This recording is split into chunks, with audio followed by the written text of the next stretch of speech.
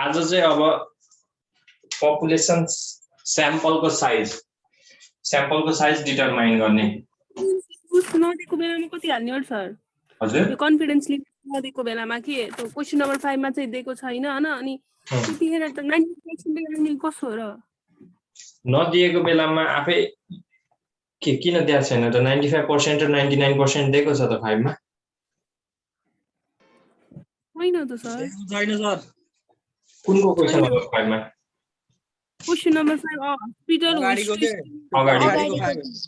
hospital wish to estimate the average number of days required for treatment of patient between age 21 and 34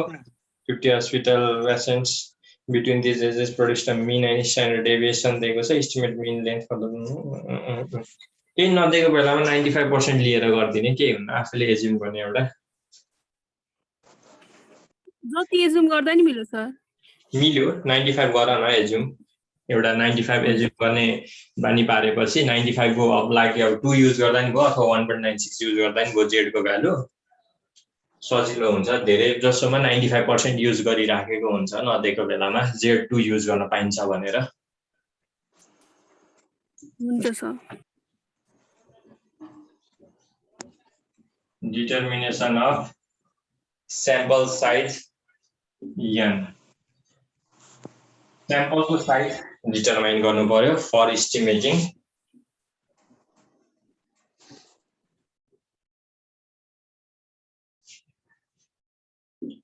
the population parameters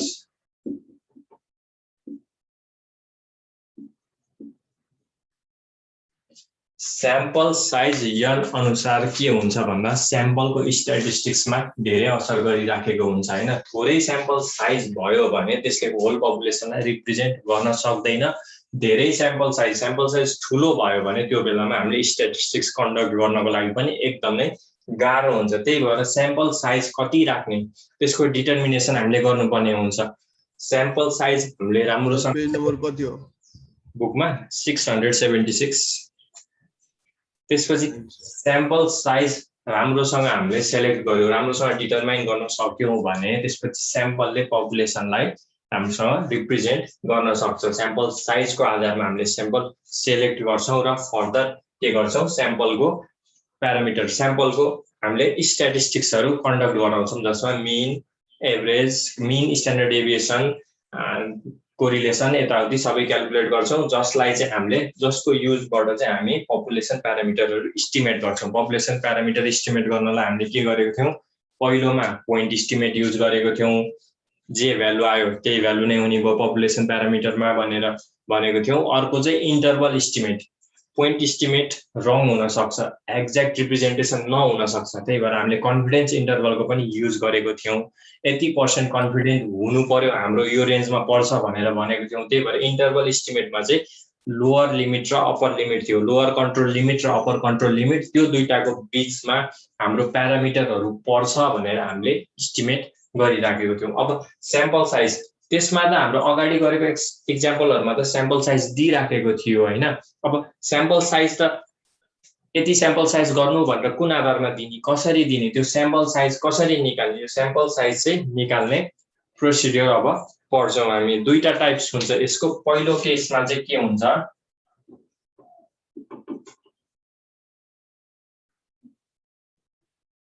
case 1 मा quantitative data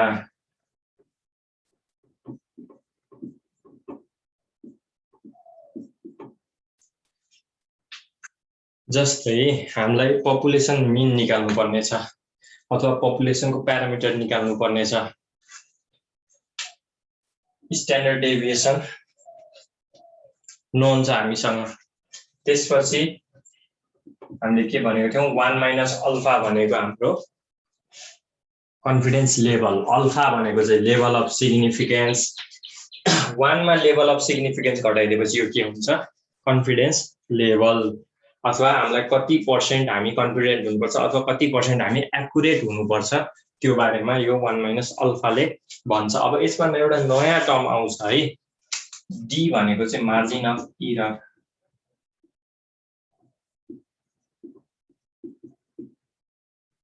इररको margin है यो कति इररसम्म भयो भने त्यो accepted हुन्छ त्यो पपुलेसनमा त्यो स्याम्पलमा कति इरर भयो भने त्यो पपुलेसनमा हामीले एक्सेप्ट गर्न सक्छौं त्यो मार्जिन अफ इरर हुन्छ मार्जिन अफ इरर चाहिँ हाम्रो रिसर्च कस्तो छ एक्सटेन्टमा भर पर्छ अथवा रिसर्चमा कति रिसोर्सेसहरु अवेलेबल छ टाइम र फन्ड त्यो अनुसार पनि भर पर्छ यदि हाम्रो रिसर्चमा टाइम धेरै छ हामीसँग फन्ड धेरै छ भने मार्जिन अफ इरर हामी कम राखेर पनि एक्युरेसी त्यसको बढाउँछौं तर यदि हामीसँग टाइम कम छ फन्ड कम छ भने त्यो बेला मार्जिन अफ इरर धेरै पनि हुन सक्छ धेरै इरर भए पनि त्यो एक्सेप्टेड हुन्छ अब यो स्ट्यान्डर्ड डेभिएसन हामीलाई थाहा छ त्यसपछि यो कन्फिडेन्स लेभल पनि थाहा छ कन्फिडेन्स लेभल थाहा छ भने कन्फिडेन्स लेभलबाट हामीले के निकाल्न सक्छौं critical value z alpha by 2 निकाल्न सक्छौं र त्यो बेलामा नम्बर अफ स्याम्पल अथवा स्याम्पल साइज चाहिँ के हुन्छ z अल्फा बाइ 2 यसको स्क्वायर त्यसपछि स्ट्यान्डर्ड डेभिएसनको स्क्वायर डिवाइडेड बाइ यो मार्जिन अफ इररको स्क्वायर अब जस्तै अघि नै केही पनि दिएको थिएन त्यो 5 नम्बरको क्वेशनमा के भन्यौ अल्फा अथवा 1 माइनस अल्फाको भ्यालु दिएको थिएन त्यो नदिँदाखेरि हामी सिधै के गर्छौं यसलाई 4 sigma square by d square use गर्छौं कन्फिडेन्स इन्टरभल अथवा कन्फिडेन्स लेभल दिएको छैन भने 1 माइनस अल्फालाई 95 लिन्छौं र z को भ्यालु के हुन्छ 1.96 जसलाई हामीले नियरली इक्वल टु 2 भएर 2 पनि लिन सक्छौं 2 लियो भने 2 को स्क्वायर त 4 हुन्छ त्यो बेलामा direct 4 sigma square by d square use गर्न पनि सक्ने भयौं मेन फर्मुला यो भयो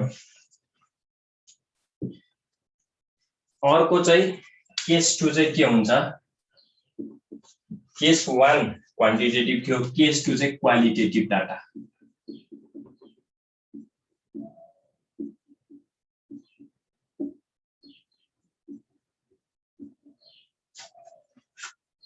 क्वान्टिटेटिभ डाटामा हामीलाई स्ट्यान्डर्ड डेभिएसन कन्फिडेन्स लेभल र मार्जिन अफ इरर नोन हुनु पर्यो अब क्वालिटेटिभ डाटा छ हामीसँग स्ट्यान्डर्ड डेभिएसन नोन छैन भने त्यो बेलामा चाहिँ हामी के गर्छौं भन्दाखेरि कुनै कुरा पर्ने प्रोबेबिलिटी हामीले अगाडि के गरेको थियौं p भनेको चाहिँ त्यो कन्डिसन मिट गर्ने प्रोबेबिलिटी q भनेको चाहिँ त्यो कन्डिसन मिट नगर्ने probability q equals to 1 minus p अथवा p plus q equals to 1 भनेर थियो हामीलाई चाहिँ के छ भन्दाखेरि प्रोबेबिलिटी p थाहा छ त्यसपछि पर्न सक्ने प्रोबेबिलिटी p थाहा छ अब 1 माइनस अल्फा थाहा छ जसबाट z अल्फा बाइ 2 भयो 1 माइनस अल्फा थाहा छैन भने यहाँ 95% एज्युम गर्छौं जनरल केसमा अब d पनि हामीसँग मार्जिन अफ इरर त हामीले आफैले सेट गर्ने हो रिसर्चको एक्सटेन्ट अनुसार सेट गर्छौं र यो भइसकेपछि n निकाल्नको लागि अघि नै स्ट्यान्डर्ड डेभिएसन त्यो सिग्मा स्क्वायर थियो अब त्यो सिग्मा स्क्वायर नभइकन हामी के गर्छौं z alpha by 2 square by n square जस्ताको जस्तै भयो यहाँ चाहिँ p इन्टु q राख्छौं q भनेको 1 माइनस p हुने भयो जस्तै p 0.6 भएको बेलामा q 0.4 हुन्थ्यो यो चाहिँ क्वालिटेटिभ डाटामा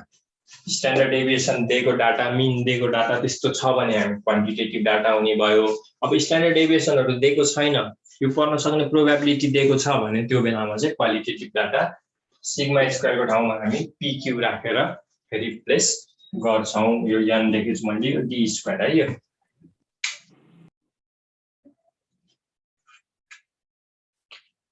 क्याल्कुलेसन अब सुरुमा क्वालिटेटिभ डाटाको एक्जाम्पल क्वान्टिटेटिभ एक्जाम्पल सुरुमा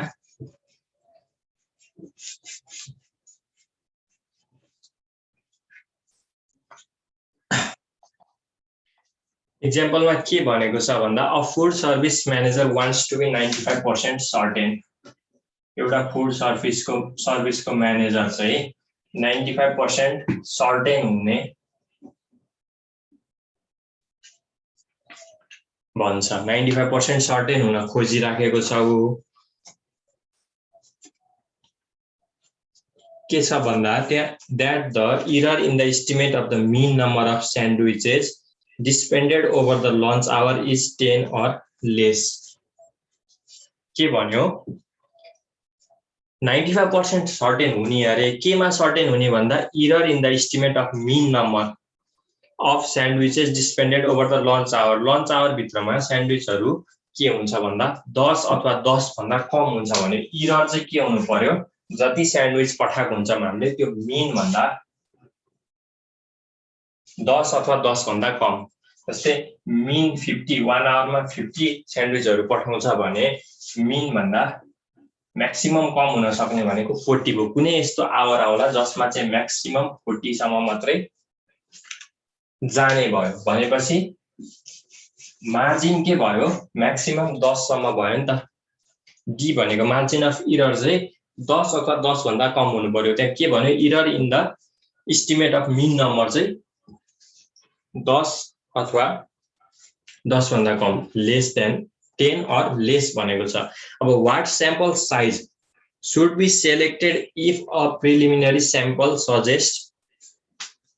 अब के sample size चुज गर्नु पर्यो preliminary sample ले चाहिँ के भन्यो भन्दा त्यसको standard deviation 40 रहेछ standard deviation 40 दिएको छ 95% सर्टेन दिएको छ 95% सर्टेन भनेको यसको लागि z alpha by 2 भनेको 1.96 D 10 दियो स्ट्यान्डर्ड डेभिएसन 40 दियो अब नम्बर अफ स्याम्पल अथवा स्याम्पल साइज भनेको के हुने भयो z alpha by 2 square sigma को square divided by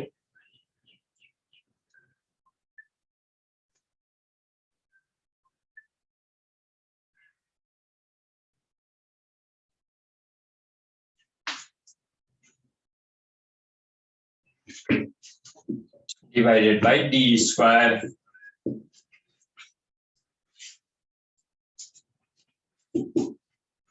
critical value 1.96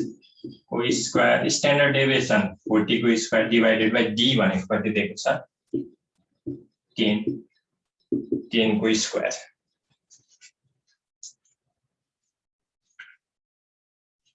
अब यो सबै स्क्वायर भइसकेपछि यो भ्यालु क्याल्कुलेट गरेपछि यहाँनिर एन्सर आउँछ त्यो चाहिँ हाम्रो स्याम्पलको साइज हुनु पर्यो 64 आयो अब उसले के भनेको छ म्यानेजरले के भनेको छ फुड सर्भिस म्यानेजरले एरर 10 अथवा 10 भन्दा कम हुनु पर्यो भनेपछि म्याक्सिमम स्याम्पल साइज 64 हुनु पर्यो 64 भन्दा बढी हामीले स्याम्पल साइज लिदैनौं र 64 भन्दा बढी स्याम्पल साइज एक्सिड गर्नु पनि भएन यो त अब क्वान्टिटेटिभ डाटाको लागि अब क्वालिटेटिभ डाटाको एक्जाम्पल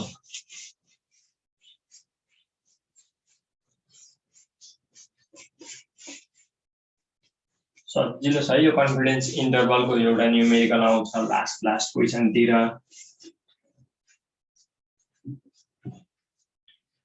क्वालिटेटिभ को लागि एक्जाम्पल क्वालिटेटिभ को लागि त हामीलाई प्रोबेबिलिटी चाहियो नि p र q को भ्यालु चाहियो स्ट्यान्डर्ड डेभिएसन चाहिदैन अहिले A team of medical research experts feels confident that the new drug they have developed will cure about 80% of the patients. के भनेको छ 80% पेशेन्टलाई क्युर गर्न सक्छ कति सर्टेन छन् तिनीहरु how large should sample size for the team to be 95% certain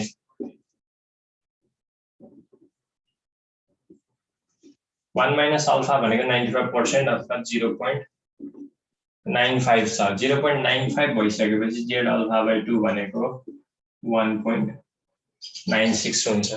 1.96 use नगरिकन सिधै 2 युज गर्दा नि हुन्छ है 95% को लागि चाहिँ त्यसपछि अब p दियो q त आउँछ z alpha by 2 पनि आयो d चाहियो नि त अब क्वेशनमा के भनेको छ certain that the sample proportion cure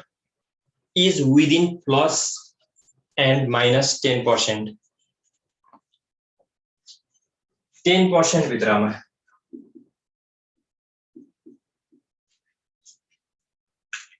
of the proportion of all cases that the drug will cure 10% भित्र पर्नु पर्यो होल पपुलेसन कति छ पपुलेसनको साइज पनि दिएको छैन हामीलाई जस्ट के दिएको छ पपुलेसन मध्येमा एउटा औषधि बनायो अरे त्यो औषधिले चाहिँ 0.8 80% लाई चाहिँ क्योर गर्न सक्छ भन्ने उनीहरुको एजम्पसन छ त्यसपछि कन्फिडेन्ट के हुनु पर्यो 95% कन्फिडेन्ट हुनु पर्यो जसमा मार्जिन अफ एरर चाहिँ 10% हुन सक्यो 10% केमा हुन सक्छ मार्जिन अफ एरर चाहिँ जुन चाहिँ क्योर हुन सक्ने क्योर नहुन सक्नेमा त तलमाथि भएर अहिले के उ भएन क्योर हुन सक्ने 80% जुन छ नि त्यो 80% को पनि 10% हो है डी भनेको चाहिँ मार्जिन अफ एरर 80% जुन क्योर हुन्छ नि यो 80% को जस्तै 100 जना पेशेन्ट छन् 100 जना पेशेन्टमा 80% क्योर भनेपछि 80 जना क्योर भयो नि त यो 80 जनामा पनि के हो 10% यसको तलमाथि हुन सक्यो भनेको 8% चाहिँ यसको 8 चाहिँ यसको मार्जिन अफ एरर भयो अब यसको लागि सुरुमा q क्याल्कुलेट गर्ने 1 माइनस p गरेपछि 0.2 भयो अब स्याम्पल साइज n भनेको के थियो हाम्रो फर्मुला z अल्फा बाइ 2 को square pq by d square z alpha by 2 अब 2 नै लिए मैले 2 स्क्वायर भनेपछि यसलाई सिधै 4 लेखिदिए p भनेको 0.8 छ र q भनेको 0.2 छ अघि मैले के भनेको थिए d भनेको चाहिँ के हुन्छ d छुट्टै क्याल्कुलेट गरौँ हैन d भनेको 10% of 0.8 है यो कुरा जहिले नि याद राख्नु d को ठाउँमा यहाँनिर 0.1 नलेख्ने 10% भनेको भएर 0.1 लेखिन्छ बिर्सेर तर d चाहिँ जहिले पनि यो p मा बेस्ड हुन्छ यदि पर्सेन्टेजमा दिएको छ भने तर पर्सेन्टेज दिएको थिएन d इक्वल्स टु समथिङ के भ्यालु दिएको थियो भने त्यो बेलामा चाहिँ d को भ्यालु जति दिएको छ त्यति लेख्थ्यौं पर्सेन्टेजमा दियो भने चाहिँ यो d को पर्सेन्टेज भनेको d इक्वल्स टु 10% भन्नु भनेकै d equals to 10% of p हो 10% अफ p p भनेको छ 0.8 0.1 into 0.8 गर्दा 0.08 यहाँनिर 0.08 को स्क्वायर यो क्याल्कुलेट गरिसकेपछि यहाँनिर 100 आयो स्याम्पल साइज 100 हुनुपर्ने रहेछ यसमा के थाहा पाउनु पर्यो 80% क्योर गर्ने भनेको छ नि त 80% क्योर गर्ने भनेको सक्सेस हुने प्रोबेबिलिटी के हो p हो फेलियर हुने प्रोबेबिलिटी q हो 80% क्योर भनेको 80% success p equals to 0.8 q equals to 0.2 आयो 1 माइनस अल्फा 0 अल्फा बाइ 2 त अगाडिदेखि गरिराखेको अब d आयो नयाँ कुरा 10% भनेको छ 10% भनेपछि d इक्वल्स टु पर्सेन्टेजमा दियो भने जति पर्सेन्ट दिएको छ त्यति पर्सेन्ट अफ p हुन्छ जस्तै 10% अफ 0.8 यो चाहिँ सबभन्दा इम्पोर्टेन्ट कुरा यो चाहिँ एकदमै याद गर्नुपर्ने कुरा है सर हामीले के त उसमा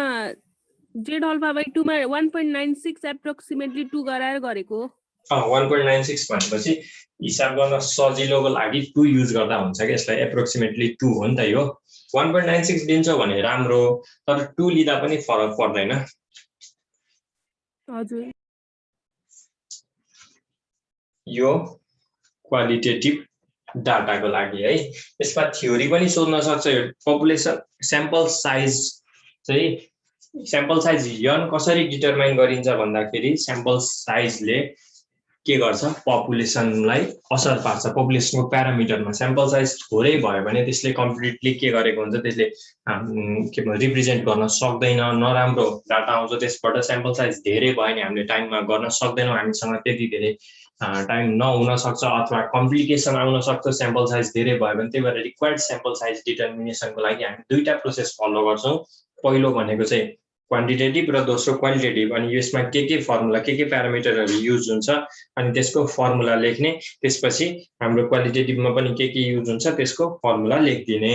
अनि अर्को कुरो केमा डिपेन्डेन्ट गर्छ, n भनेको के कुरामा डिपेन्डेन्ट गर्छ त्यो लेख्ने है। मेन भनेको कति % हामी कन्फिडेन्ट छौँ र हाम्रो मार्जिन अफ इरर कति चाहिएको छ, त्यो दुईटा कुरा चाहिँ मेन हो है हाम्रो यो n क्याल्कुलेट गर्नको लागि। अरु प्यारामिटरहरूले पनि फरक पार्न चाहिँ, तर हाम्रो कन्फिडेन्स लेभल र मार्जिन अफ इरर भनेको चाहिँ मेजर फ्याक्टरहरू हुन् है यो असर गर्नको लागि स्याम्पल साइज डिटर्मिनेसनको लागि। हजुर 1 minus alpha is equal to 95% question निकाल्नु। यहाँ त 0.05% 0.05% छ। 0.05 बुझाइदिनु सर बुकमा। ल यो हिजोको क्लासमा नि यसको बारेमा हामीले डिस्कस गरेको हो हैन। हिजो यसको अल्फा भनेको के हो, 1 minus alpha 95 किन आयो, 0.05 चाहिँ कहाँ आउँछ भनेर फेरि एकचोटि म भनिदिन्छु राम्रोसँग। यो पछि पनि चाहिन्छ, राम्रोसँग बुझ्नुपर्छ है। यो पछिको च्याप्टरमा अल्फाको भ्यालु युज गरेर हामीले हाइपोथेसिस गरिराखेको हुन्छौँ। हामीले अस्ति नै एउटा टेबल बनाएको थियौँ जसमा के थियो, कतिबाट सुरु भएको थियो त्यो टेबलमा 90 बाट सुरु भएको थियो। यो कन्फिडेन्स लेभल 90%, 95%, 98% र 99% को लागि। अनि त्यसको लागि क्रिटिकल भ्यालुलाई z अल्फा बाइ 2 ले डिनोट गर्छौं हामी। यसको लागि 1.645 थियो, 95% को लागि 1.96 थियो जुनलाई नियरली इक्वल्स टु 2 भनेको थियौं। 98% को लागि 2.33, 99% को लागि 2.58। अब यो लेभलहरु छ नि दुई किसिमको हुन्छ है, एउटा कन्फिडेन्स लेभल र अर्को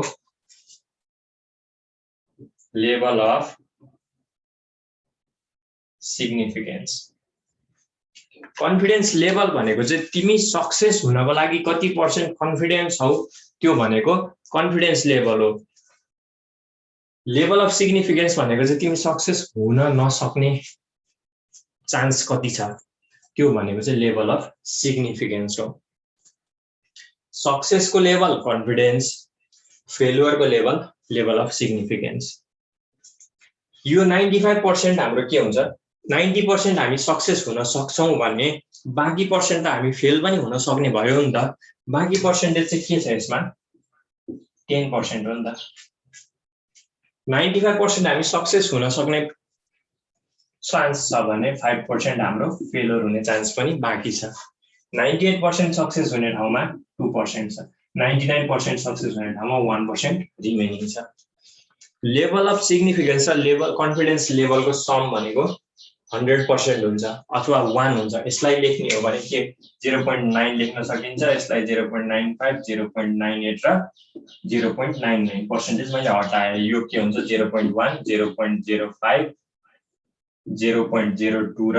0.01। तिमीले भर्खरै के भन्यौ 0.05 दिएको छ। 0.05 दियो भने हामीले कुनै रिसर्च गर्दैछौ, कुनै काम गर्दैछौ भन्दा 5% तिम्रो सक्सेस हुने चान्स छ भने तिमी गर्छौ त, जम्मा 5% सक्सेस हुने चान्स छ भने गर्दैनौ नि। तिमीलाई चान्स सक्सेस हुने हाई भयो भने बल्ल तिमी गर्छौ। 5% सक्सेस हुने चान्स छ भने तिमीले यो सक्सेस नै हुँदैन भनेर त्यसलाई छोड्दिन्छौ। तर 5% फेलुअर हुने चान्स छ भने त 95% सक्सेस हुने चान्स हो नि त, त्यो त हामीले गर्नै पर्ने हुन्छ। त्यही भएर यदि कम पर्सेन्टेज यसरी दिइराखेको छ भने अगाडि लेभल अफ सिग्निफिकेन्स लेखेको हुन्छ, लेखे पनि नलेखे पनि के बुझ्नु, कम पर्सेन्टेज छ भने त्यो लेभल अफ सिग्निफिकेन्स हो। लेभल अफ सिग्निफिकेन्सलाई चाहिँ अल्फाले डिनोट गरिन्छ। अब यो दुईटाको सम 1 हुन्छ नि त, 0.9 र 0.1 गर्दा 1 आयो, 0.95 र 0.05 जोड्दा पनि 1 आउँछ। त्यसै 0.98 र 0.02 एड गर्दा पनि के आउने भयो, त्यो बेलामा पनि 1 आउने भयो। 0.99 र 0.01 पनि 1 भनेपछि यो र यो सम 1 हुन्छ भने यसलाई चाहिँ 1 माइनस अल्फाले डिनोट गर्छौँ कि हामी यसको कुनै डिनोट गर्ने टर्म छैन यसको र अल्फाको र कन्फिडेन्स लेभलको सम 1 हुने भएको कारणले गर्दाखेरि यसलाई 1 माइनस अल्फा लेख्छौँ हामी स्ट्याटिस्टिक्समा यसलाई 1 माइनस अल्फा लेखिन्छ 90% कन्फिडेन्स लेभल दिनु र 10% लेभल अफ सिग्निफिकेन्स दिनु भनेको एउटै कुरा हो त्यस्तै 95% कन्फिडेन्स लेभल दिनु र 5% लेभल अफ सिग्निफिकेन्स दिनु भनेको पनि एउटै कुरा हो 0.95 र 0.05 दिनु भनेको पछि पनि काम लाग्छ है यो हाइपोथेसिसमा पनि काम लाग्छ यो level of significance confidence level र लेभल अफ सिग्निफिकेन्सको डिफरेन्स के हो भनेर थ्योरीमा पनि सोधिन सक्छ यसरी देखाइदिने यो दुईटाको सम 1 हुन्छ यसलाई 1 माइनस अल्फाले डिनोट गर्छ यो अल्फाले डिनोट गरिराखेको हुन्छ कन्फिडेन्स लेभल भनेको तिमी सक्सेस हुन सक्ने चान्स कति छ प्रोबेबिलिटी कति छ त्यो हाम्रो कन्फिडेन्स लेभल हो तिमी सक्सेस नहुने चान्स कति छ त्यो चाहिँ हाम्रो लेभल अफ सिग्निफिकेन्स बुझे सर अनि जस्तै है यसमा अब अर्को कुरा पनि अब एक्जाममा त धेरै जसो भ्यालु यही 90 95 98 र 99 दिन्छ अनि त्यो दिएको बेलामा यो भ्यालुहरु पनि कहिलेकाहीँ दिइराखेको हुन्छ दिएन भने पनि हामीले यो सम्झिनु पर्यो है कति कति हुन्छ भनेर यसलाई 1.6 को 5 नै एक्जाममा लेख्नु पर्छ भन्ने छैन 1.6 मात्र लेखे पनि हुन्छ यदि टेबलमा दिएको छैन भने टेबलमा दियो अथवा भ्यालु दियो क्वेशनमा भने जति दिएको छ त्यति लेख्ने दिएको छैन भने चाहिँ हामी के गर्छौं 1.6 मात्र लिदा पनि हुन्छ यसमा 2 लिदिने यसमा 2.3 त्यसमा 2.5 अथवा 2.6 लिदा पनि हुन्छ त्यसले गर्दा केही मिस्टेक त्यस्तो हुँदैन सकेसम्म यो सबै सम्झिन खोज्ने यो चारवटा भ्यालु कहिलेकाहीँ के हुन्छ भन्दा यो पर्सेन्टेज बाहेक अरु पर्सेन्टेजको लागि पनि दिन्छ जस्तै 92% कन्फिडेन्स इन्टरभलको लागि निकाल्न सोध्यो 92% दियो भने यसको लागि जेड भ्यालु दिएको हुन्छ क्रिटिकल भ्यालु दिइराखेको हुन्छ तर दिएन भने चाहिँ हामीले के गर्ने हामीलाई थाहा छ नि त 90% को 1.6 को 5 छ 95% को 1.96 छ भनेपछि 92% को त के हुन्छ यो दुईटाको बीचमा पर्छ नि त के गर्दिने दिएको छैन भने 1.7 1.8 यो दुईटाको बीचमा हुनु पर्यो है भ्यालु चाहिँ त्यस्तै 97% को लागि भनेको छ र त्यसको जेड भ्यालु दिएको छैन भने के हुनु पर्यो 2 देखि 2.33 को बीचमा 2.2 यसरी लिदिन पायो take z value for 97% confidence level equals to 2.2 भनेर गर्दिने त्यसपछि दिने तर जेनरली दिन्छ यदि दिएन भने चाहिँ यो दिएन कति युज गर्ने भनेर कन्फ्युज नहुने कि यो दुईटाको बीचमा एउटा भ्यालु आफूले एज्युम गर्न कति कुराहरु एज्युम गर्न पनि पाइन्छ है यदि प्रोवाइडेड छैन भने मिस्टेक त हुँदैन सर त्यसो गर्दा मिस्टेक हुँदैन क्वेशनमा तिमीलाई भ्यालु दिएको छैन अब तिमीले यो अब जस्तै यो कति थियो भन्दा 1.645 थियो नि त 90% को लागि 92% को लागि तिमीले 1.5 लिदियो भने त 1.5 त 90% को लागि त हुँदै भएन नि त त्यो बेलामा चाहिँ मिस्टेक हुन्छ यो दुईटाको बीचको भ्यालु लियो भने चाहिँ मिस्टेक हुँदैन जस्तो तिमी एज्युम गर्न चाहिँ पाइएन एज्युम कसरी गर्ने भन्दा अलि स्मार्ट वेमा के जस्तै 90 को लागि 1.6 छ 95 को लागि 1.96 छ भने 92 को लागि के गर्ने मैले 1.7 अथवा 1.8 को अराउन्डमा लिदियो भने मिल्यो तर तिमीले 1.5 अथवा यसलाई 2.1 लियो 92% ला भने त्यो बेलामा चाहिँ मिस्टेक भयो इन केस है अब त्यस्तै अब वर्स्ट केसमा यस्तो क्वेशन पर्न सक्छ नत्र यस्तो यसरी चाहिँ पर्दैन यो पर्सेन्टेज भन्दा बाहिरको पर्दैन परिहाल्यो भने पनि तिमीलाई भ्यालु दिन्छ लास्टमा take z alpha by 2 for 92% equals to भनेर दिएको हुन्छ यदि दिएन भने यो वर्स्ट केसमा के एकदमै त्यो टिचरलाई हैन म न्यू नै खोज्छु स्टुडेन्टसँग भन्ने सोच आयो भने चाहिँ त्यस्तो त्यसरी पनि आउन सक्छ अथवा म स्टुडेन्टको कति तिनीहरूले बुझेको छन् चेक गर्छु भन्ने पनि हुन सक्छ हैन कहिलेकाहीँ चाहिँ त्यसको लागि पनि त्यस्तो बेलामा पनि आउन सक्छ सर अनि त्यो पर्सेन्ट नदिँदाखेरि हामीले 95 नै लिनु पर्ने हो कि अरु लिदा पनि हुन्छ केही पनि नदिँदाखेरि जति लिदा पनि हुन्छ तर इन जेनरल चाहिँ 95 लिएर गर्छन् है पर्सेन्टेज नदिएको बेलामा सबैले 95% लिएर गर्छन् इन जेनरल चाहिँ अरु लिदा पनि हुन्छ हस तर लेख्नु पर्यो खुलाएर लेख्नु पर्यो हैन हामीले चाहिँ एज्युम कन्फिडेन्स लेभल चाहिँ हाम्रो 90% लिए ल मैले भने assume confidence level equals to 90% and त्यो 90 for 90% जेड अल्फा बाइ 2 भनेको 1.645 भनेर लेखेर देखाउनु पर्यो डाइरेक्टली जेड भनेको 1.6 नलिदिने एज्युम गर्नु छ भने एज्युम गरेर ल्याङ्ग्वेजमा लेखेर बल्ल त्यसलाई कन्टिन्यू गर्ने पछि अब यसको पनि एक्सरसाइज छ 2-4 वटा क्वेसन छ यसमा पनि यो एक्सरसाइज यसको फोटो हाल्छु म अगाडिको एक्सरसाइज कम्प्लिट गरेको छौ भने ठिकै छ यो पनि कम्प्लिट गरेको छैनौ भने यो एक्सरसाइज पनि